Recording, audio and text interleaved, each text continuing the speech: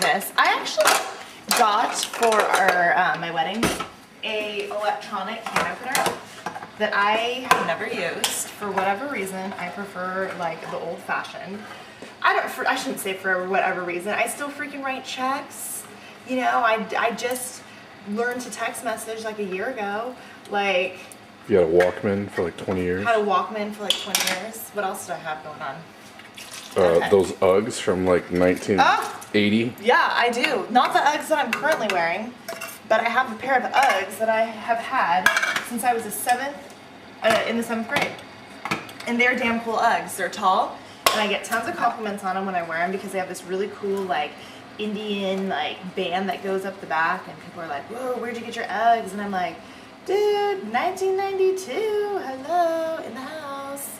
But yeah, so your sayings are pretty outdated as well. my sayings? Like what? In the house.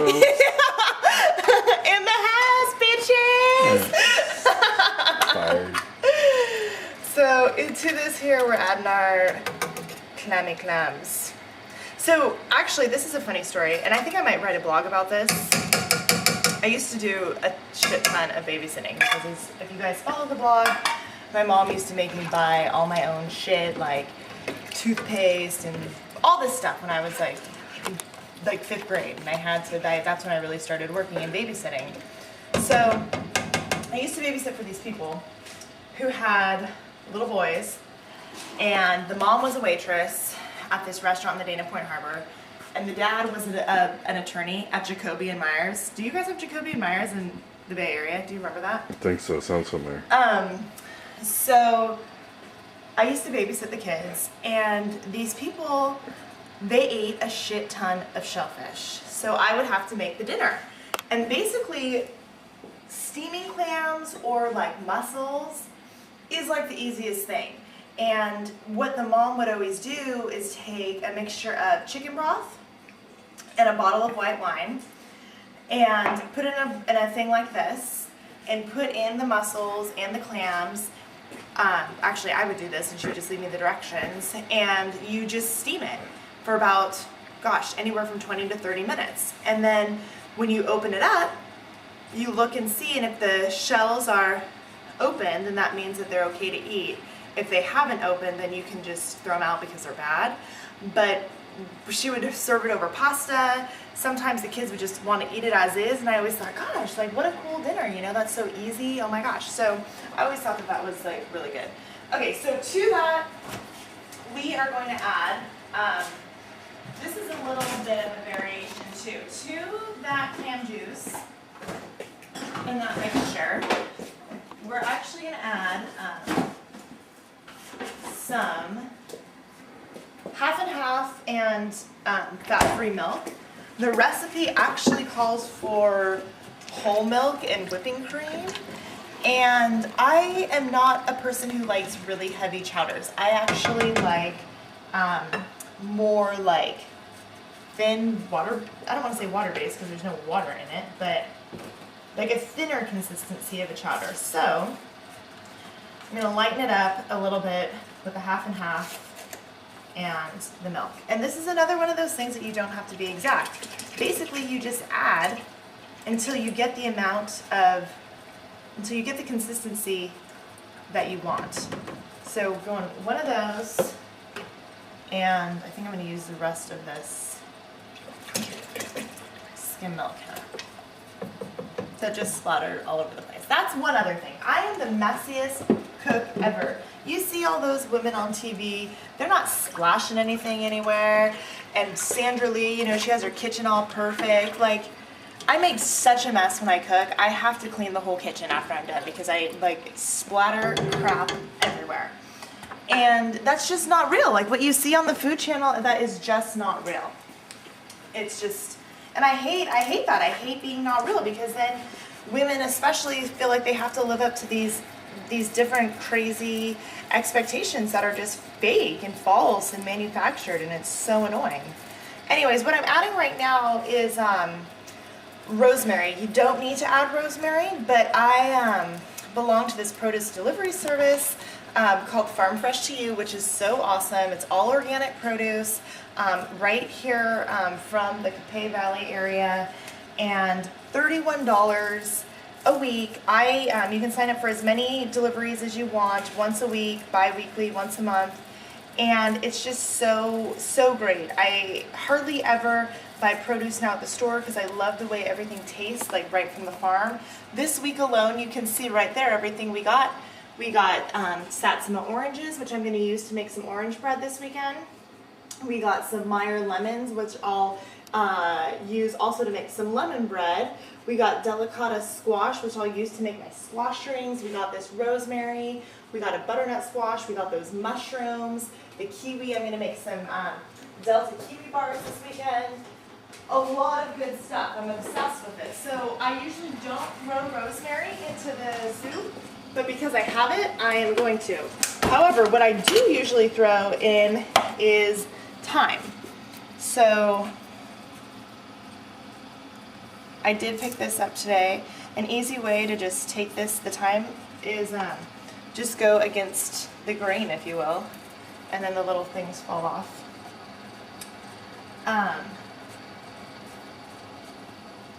This soup is really quick. It's almost done. So we just have to add this and a few other elements and we'll be finished. See, so easy, and you can serve this, like I said, Alex likes to have bread, so he likes me to pick up bread for him. I stopped at Whole Foods tonight and bought that for him. And a nice beer. Oh yes, I did. I found I don't drink beer. I'm not a real beer fan, but I like to get it for him. And I always like to try to find him new beers. He's a huge fan of microbrews. And me going to Chico, I like to support Sierra Nevada. And they had, what was it called? The Ruthless Rye. The box looked cool, the label looked cool. I was like, oh, I think I need to get this. So that will be perfect for this cold, wintry, blustery night, which you guys can't hear, but it is freaking going crazy out there. Windy and crazy. So this kitchen is really what sold me the house. When we walked in this house, we weren't even looking to buy a house. We weren't even looking to buy a house at all. But unfortunately, my parents passed away. We had a negative situation that we were able to turn into a positive situation. So we just said, oh, what the hell, let's go out looking. Well, the real estate agent showed us all sorts of houses, foreclosed houses. We looked at a house across the lake over there that was almost 5,000 square feet for like $320,000.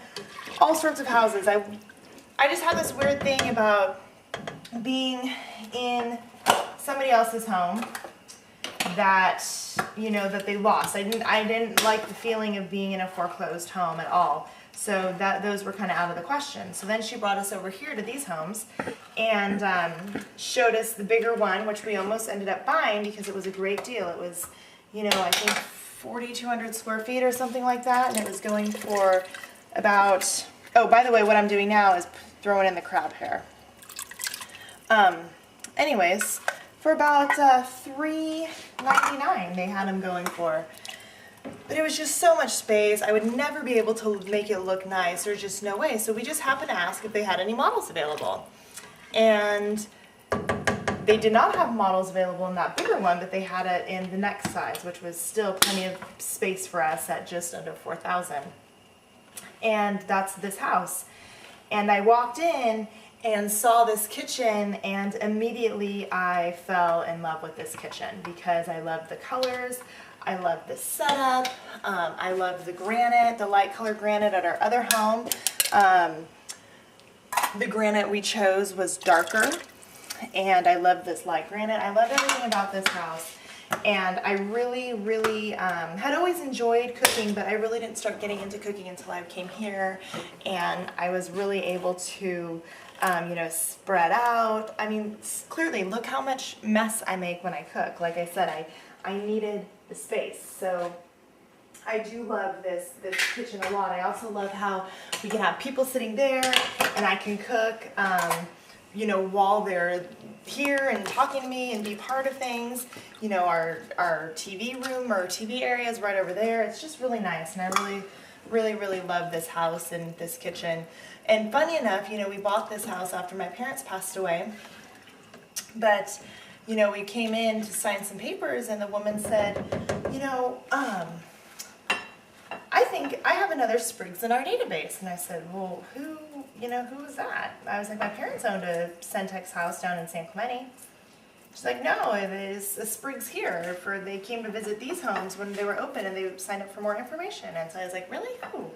Well, it turns out my dad had come in 2000, I believe it was 2006, when I was living in Orange County. He actually came and toured these homes. That was one of the things that my dad loved to do, and I like to do with my dad too, is go and look at all these model homes. Probably for the life that we wish that we had. A nice home without my mom. No, just kidding. But anyway, so he had come here, and it felt so right. It felt so right to me to move in here, because it was like even though he wasn't around, he had already seen this and loved it. And me knowing my dad, I know he would have loved this model the best. So anyways, and isn't that just a sweet story? So what I'm doing now actually is just getting the final pieces. So corn. So I do like to add the corn because it gives it a nice sweet flavor. But I typically don't eat corn. That was something else that I stopped eating once I started going to the nutritionist, because it doesn't really have much nutritional value, and it actually like spikes your blood, or I should say your glycemic levels, pretty high. Essentially the same way in which white refined carbohydrates